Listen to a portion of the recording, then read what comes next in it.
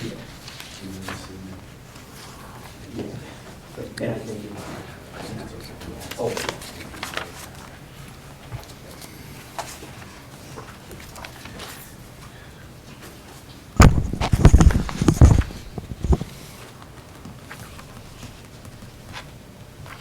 be able to do this in 10 minutes, right?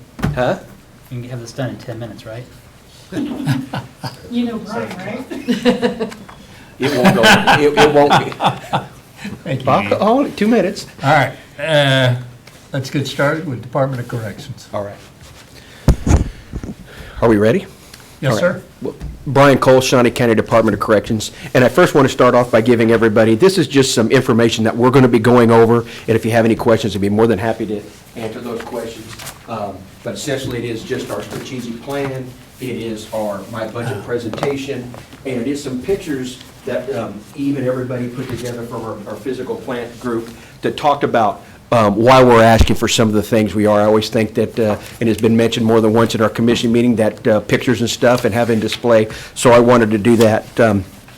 I first want to say thank you to the commissioners for giving us this opportunity to be able to meet with you to discuss our budget for 2020. Before I get started, I want to recognize a few people. One of those is Major Eve Kendall. Eve is over our fiscal management area of the facility. She takes it very serious. We work very close together, the team does, in putting together our budget. And I truly believe Eve put together a fiscally responsible budget, a very sound budget, and my hat goes off to her. She worked very well in putting this together. The other person I want to recognize is Betty. Betty worked with us when it comes to putting our budget together. She continuously works with us on our budget, keeping us in line, but also when we have questions, she's been very open and understanding and supportive of the challenges that we have. So Betty, I want to say thank you very much for what you've done for us. Just some housekeeping things that in part of my presentation is I like to start off with our department vision of achieving excellence through integrity, dedication, and teamwork, that this is the foundation of our agency. These are the things that we do, from our hiring, to our discipline, to our accountability, to our fiscal responsibility, to our training. Everything we do surrounds coming to work on time, a clean press uniform, being ready to go, and the 3 guiding principles are one of being of good character, whether you're on duty or off duty, being dedicated to your employer, your family. We understand that we are a public agency. We're there 24 hours a day, 7 days a week. We don't get to put up a no vacancy sign. And we tell staff that we do understand that we want you to be with family, but because of the nature of the business we're in, sometimes we may miss an event because we're in public safety. And staff have bought off on that, and they understand. And the last thing is teamwork. We work together as a team. We have a nice organizational chart, but the things that I do like to be able to tell everybody is everybody's going to have to work together. And so those are the things that we have. We have it posted throughout our facility, and that is our vision statement that we have. We have a department mission statement of, for the Department of Corrections shall operate as a model correction facility while providing the highest level of safety and security and being a model correction facility. The 2 main points that we put in that we stress to staff is number 1, safety and security. It's our highest priority, safety and security to our community, our staff, the inmates, and all those that are customers and clients that we come in contact with. Whether that comes to meeting with our employees the very first day they come on and meeting throughout, of going through the do's and don'ts when you're working in a correctional agency. And the other thing is being a model correction facility. One of the things that that we have done is we've set forth different types of standards, and we are a benchmark in Shawnee County for other agencies. We've looked at accreditation. We are an accredited facility in all of our medical and our mental health care. We're an accredited facility for our juvenile detention center, and now we're getting ready to look at PREA, which is Prison Rape Elimination Act, and ACA accreditation for the adult, the annex, and included in that will be community corrections. Our department has had challenges. Probably our 2 biggest challenges have been hiring and retention. The department continues to post all of our employment opportunities through local and area newspapers. We go through several different military sites and job fairs, career fairs, Indeed, Monster.com, you name it, we've been there. And we're continuing to work with our local and national and regional vendors to help us to be able to market.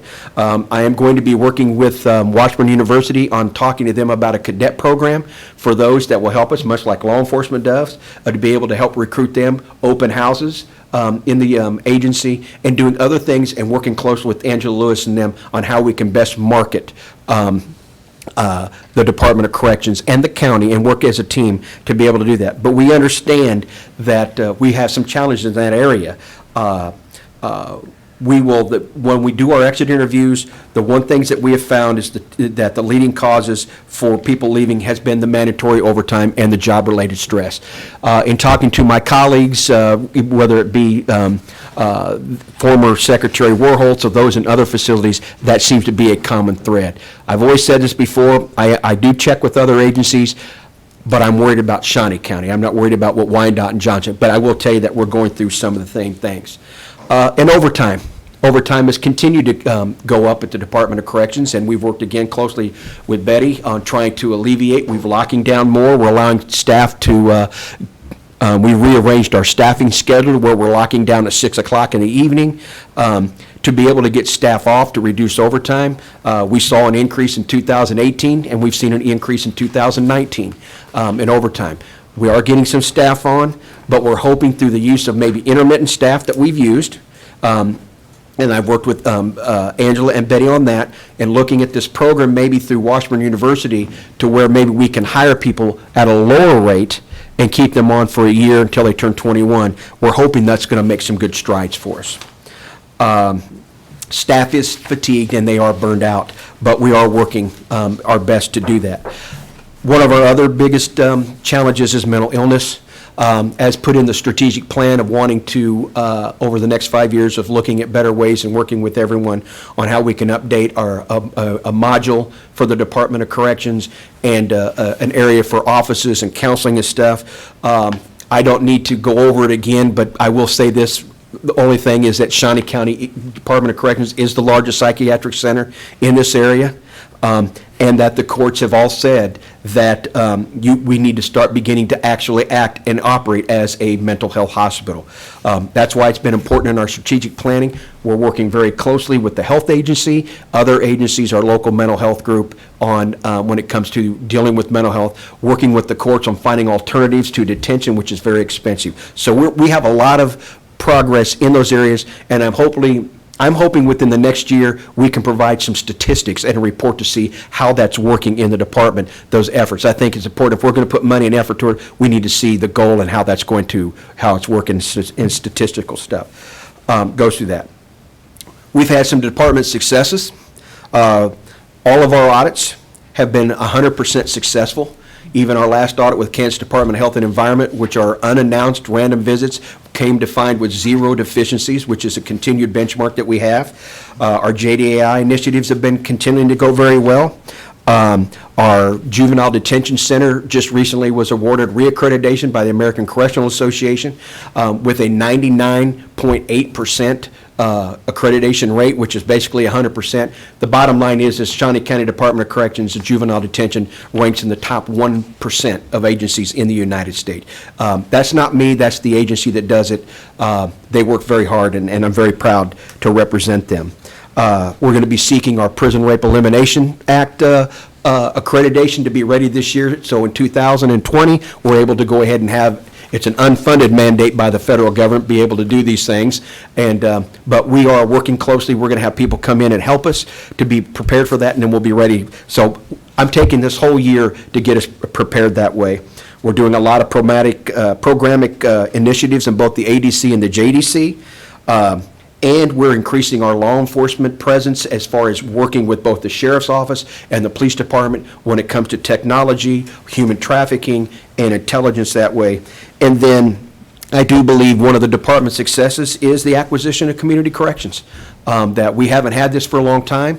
We're learning, but it is our mission, and I will talk a little bit about our protocol and community corrections, and I am obligated and committed to enhancing what they have, bringing more accountability and better professional services. So now, for the meat and potatoes of our presentation. This year, our budget request is 5.6 increase.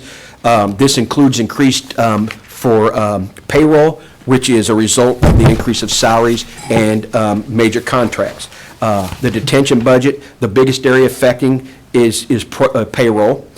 Increased raises due to the CBIZ study, which again, I want to say thank you for supporting and funding that, and bargaining agreement salaries, and as well as my salary and classified salaries. With this increase, we did see an increase in overtime because it's a different amount. We budgeted for the same amount of hours, but it's more money as far as the salary. It's going to be more that way, and benefits will be more as well because they're increased salaries. And then the overtime costs will be higher for that. The two other major areas when it comes to our increases with food service, 4.5% increase was due to the consumer price index and the population increase. Consumer price index for the amount of cost when it comes to groceries and goods that we serve, and the population increase. We saw about a 20% increase in population in 2018. We started off in 2019 higher than 2018. We have gone down this year. Right now, I think yesterday we were at 518, which is very good. But the one thing is as the population goes up, the food cost goes down as far as the price per meal, but we're serving more meals. And then healthcare. This has been a challenge, and you and the Department of Corrections and the community or the Board of County Commissioners has been very supportive to us in this area. This has been a 4.2 increase for contractual purposes. This includes mental health services. We did include, last year was a $700,000 for professional services for off-site and professional. We did increase that to $772,000, which was an increase of $72,000 because we've seen an increase in this area of off-site medical costs. So those are the two areas that are affecting our there. We did make some drastic decreases in our number 2 line items for some professional services, and we did make some decreases in our number 3s of supplies and stuff because we are getting a better handle on our supplies. So that's the budget part of that. And if there's any questions, if there are, then I'll go on to our capital outlay. Commissioner Rippon? No. Commissioner Cook? Nope. Okay. Excuse me. Yes, Betty? I would like to kind of go over if the actual contractual increases that we have in the food and the healthcare. Now, in the food category, I'm trying to see which is, in the food category, it looks like that increase is about 51,000, is that correct? Yeah. And then in the healthcare, the contractual increase is about 95,000. Is that right? Yes. Yes. Okay.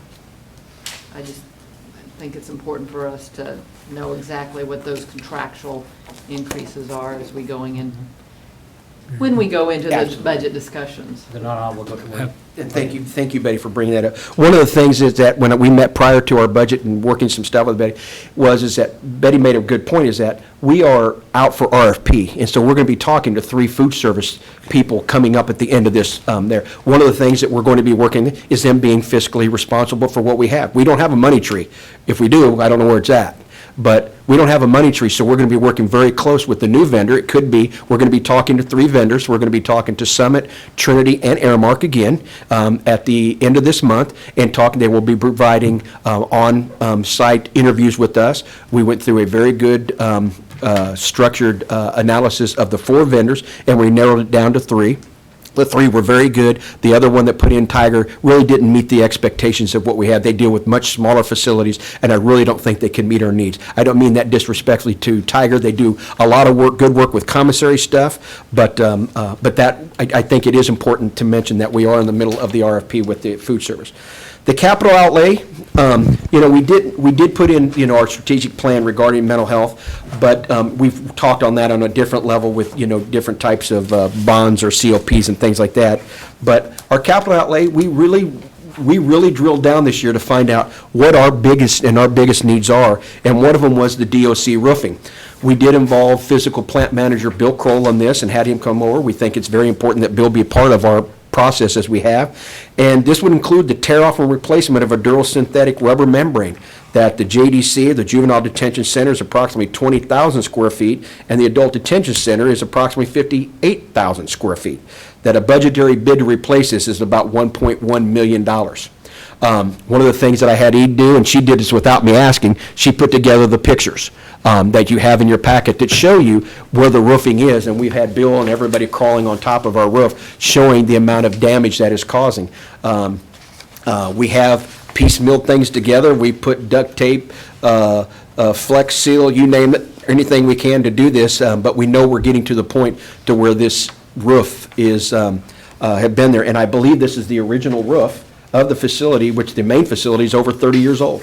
And then you have the juvenile was in 1998, so it's quite old as well. But that is something we have identified with continuous problems that we've had. The DOC Annex security upgrade. One of the things that a term that was used was valued engineered out.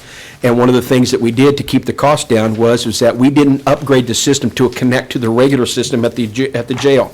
One of the things that we would like to do is upgrade our system. Instead of building more facilities, which they're very expensive, we're redoing our classification system. We are putting some other inmates over in the annex that have like maybe not just medium but minimum custody.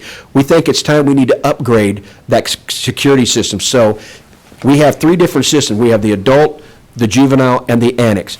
If something was to happen at the main facility, the adult can run all of the adult and the juvenile can run all the juvenile and the adult, but the annex is on its own. We have to get that for our COOP plan and for emergency management. We have to get that system that if we had to run a incident command system out, or if something for local law enforcement, if there was something in the area and they needed an incident command, they could run the whole facility from the annex. We did look at this. They did tell us that this would probably be a 2-year plan, with the first year being approximately $30,000 in 2020 and then $75,000 in 2021. And that was something we knew couldn't get done with the amount of work and pulling wires and stuff like that. And then the last thing is DOC radio replacement. This is something that probably is always going to be on the plate when it comes to law enforcement and public safety, to try to replace 50 for the next 5 years. These radios are very expensive, and I was just talking to Under Sheriff Semeka here earlier about they're going through some of the same issues with the radios. They're very proud of the product that they make, and these are very expensive. But we were looking at radios, 50 to replace in 2020, 2021, 2022, 2023, and those costs associated were about about $13,600 in 2020, $13,800 2021, $1,400,000. It would be $1,300,000, excuse me, $1,300,000, $1,400,000, and a little over $1,400,000 there. We are hoping, and again, if there's areas that we can find in savings, that maybe we can find in our existing budget that we've talked with Betty before about maybe buying some radios somehow and being able to not utilize capital outlay funds and stuff like that. But those are our capital outlay deals. I appreciate, yes, ma'am. I think it's 113,000. Yes, yeah, and I said 13,000, yes, it's, yeah, for 2020, it'd be 113,000, 2021, 113, and 114, 114. Thank you, Betty. I thought I'd get that past you, but I didn't. She's the accountant. For the It would be record. nice if it was Yes, it 13. would be very nice. Lastly, I think what's important, and that since me becoming the director, that I always wanted to say in our budget, the benefits to the taxpayers. And I think that's very important, that for us is to be fiscally responsible to the community. It is very important, and the jail has always had the highest budget. And it's a responsible budget, but there's a lot of costs that go into public safety. Betty does a very good job each month going over there, and you can see the amount of money that goes into public safety or law enforcement. And we know that we have a big responsibility. And to be responsible when it comes to meeting and exceeding national standards. But our successes that we want to, and the benefits, is to have a reduced officer and inmate injuries, which cause a lot of money, to reduce medical costs for both inmates and workers' comp. Better accountability. Takes a lot of money to run a jail, takes a lot more to run a bad jail. And we have to have 100% accountability. Increased releases from jail. meaning that we are working closely with the courts to continue to reduce those who are in jail for nonviolent or low-level crimes, to get them into interventions in there, and this includes reducing the cost of mentally ill inmates, reducing liability for the jail and the county, which is very important, and the taxpayers, and increased hiring and retention.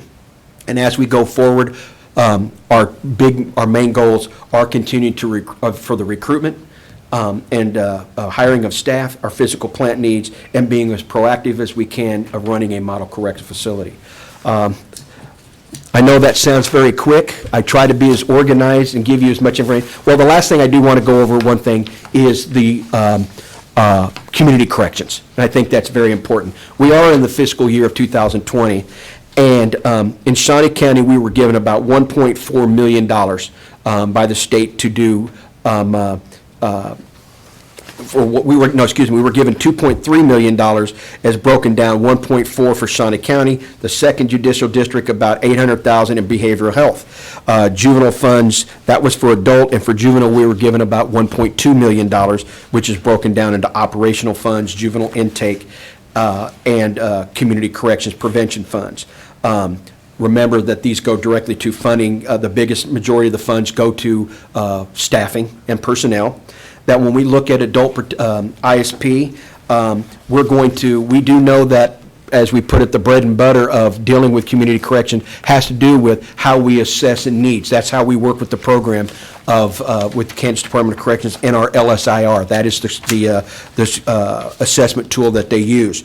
We are going to be looking at how to redefine and make sure we're using it accurately, which means that we're going to be the pilot group for Kansas Department of Corrections. They're going to come in, that I've asked them to do an audit of, are we doing the right things with their, are we filling in the right information? And they're going to come in and have volunteered. We said, I want this to be the first place. Come in and make sure we're doing the right things so we can get the most money and have the funds. So we do think that's very important.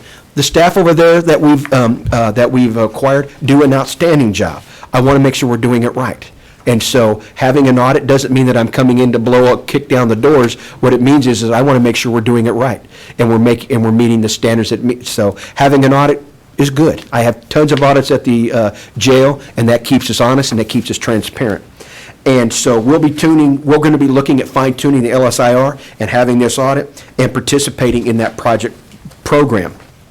The other thing is that we're going to be evaluating staff and having them implement a new evidence-based practice for community services, which means it's designed to strengthen the structure of our clients and to reduce recidivism.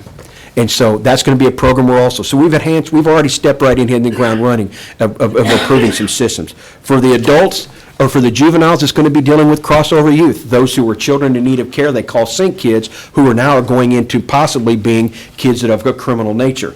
We're going to be working with the Kansas Department of Corrections and implementing some programs. One of them is a parent program to identifying and getting the kids the systems and the processes and the services they need while they're young, a child in need of care, before they start acting out.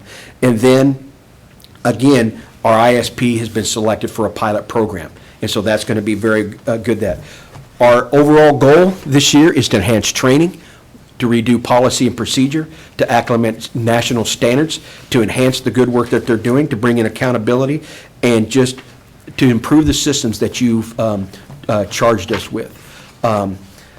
Thank you for everything that you have done for us. I do have Major Eve Kendall here that will help me with any specific questions that you may have for our budget, and myself, and I'll happy to answer anything you may have. Eve, do you have anything to add? No, sir. Like the director was saying, I need to get there. Yes, you Yes. do. I was thinking about commission meetings, how we have to get there. So. Yes. Eve Kendall, Department of Corrections. We tried really hard this year, he's taller than I am, to make it very fiscally responsible. We took a hard look at what we were spending and what we didn't really need versus what we really needed. And if you look at our budget, the personnel side is what really has upped our budget as far as our increases. And most of that is because of either the increases due to CBIZ study or the union contract, which mandates that we, give these raises. And so, not that we don't think they don't need raises. And, Betty is correct that our contracts for food service and the medical services, they are increased, but anywhere you go, medical costs have gone up tremendously. And we do want to increase our off-site medical budget, because every year we find that we're spending more and we're trying to scrape together pennies and trying not to stay in Betty's good graces as far as making sure that we don't go in the red. And the last couple of years, it's been really, really, really hard. And then the food service budget, as the director was saying, we are out for RFP on that. We will keep them, responsible and efficient. And we don't know what the final number is going to be as far as what it's going to cost us going forward. But we know that there is a cost involved. And what I gave you in this currently is just a 1.5 increase as far as the cost of the contract, which is the basic contract, and then the CPI increase for the consumer price index for food. So I tried to be responsible with that also. We understand that, things are tough for the county, and we know that we might not get everything that we ask for, but please know we didn't ask for any fluff. And this is what we need to be responsible to you and to our community.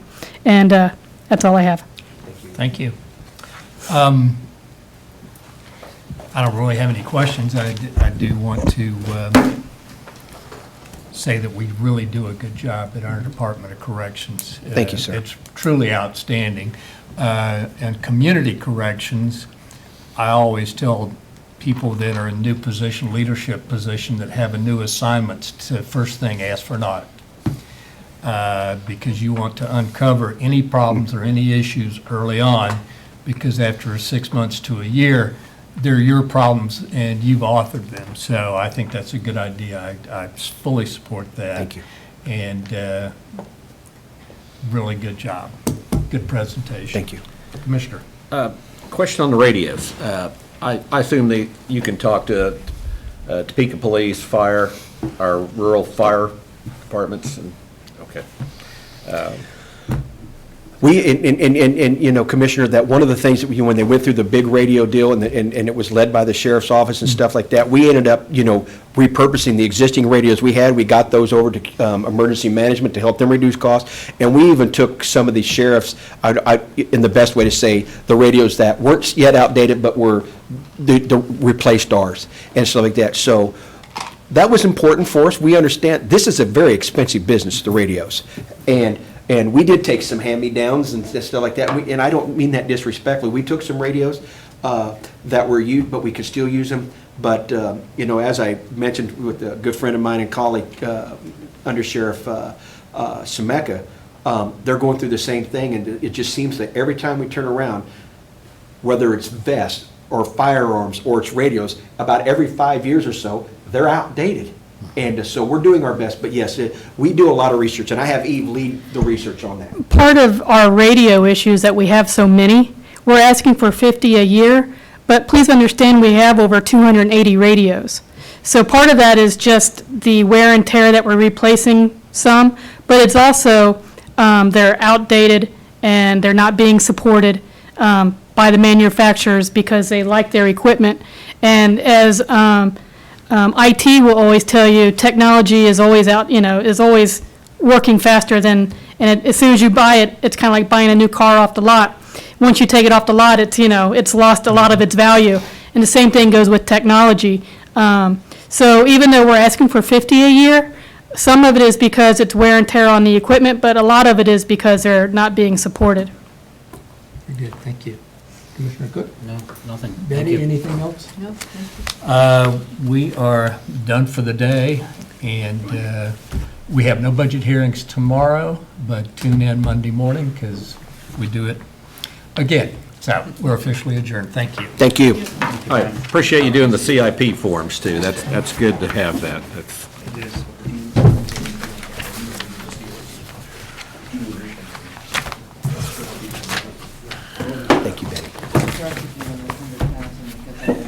Oh, no, no, no. Right.